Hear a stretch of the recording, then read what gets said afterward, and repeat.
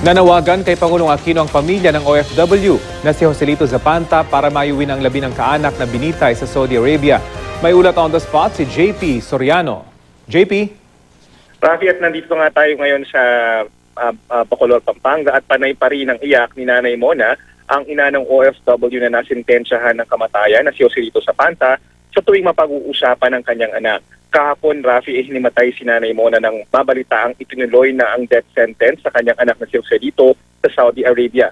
Ang hinanakit niya, Rafi, maaaring buhay pa raw sana ang kanyang anak kung itinodo lang ng pamahalaan ng tulong para makalikom ng blood money para kay Joselito. Kahapon, inauna ng sinabi ng DFA, Rafi, na inexhaust na ang lahat ng pwedeng maibigay na tulong para mailigtas ang buhay ng Joselito.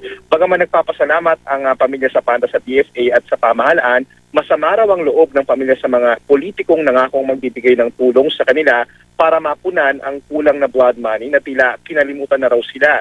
Ayaw ng pangalanan ng pamilya Zapanta ang mga politiko, pero ang ilan daw sa kanila ay kasalukuyang nasa pwesto raw ngayon sa Senado, Kongreso at LGU na noong eleksyon 2013 daw ay nag-pledge daw ng tulong pero matapos daw manalo ay napako na raw ang pinangakong tulong sa kanila. Ipinagpapasadyos na lang daw ng pamilya ang mga nasabing politiko. Nananawagan din ang pamilya Zapanta kay Pangulong Aquino na maiuwi sana nila ang labi ni Joselito para maipagdasal nila at maidining.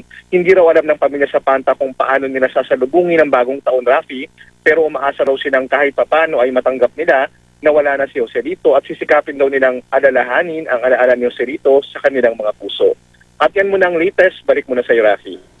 Maraming salamat, JP Soriano.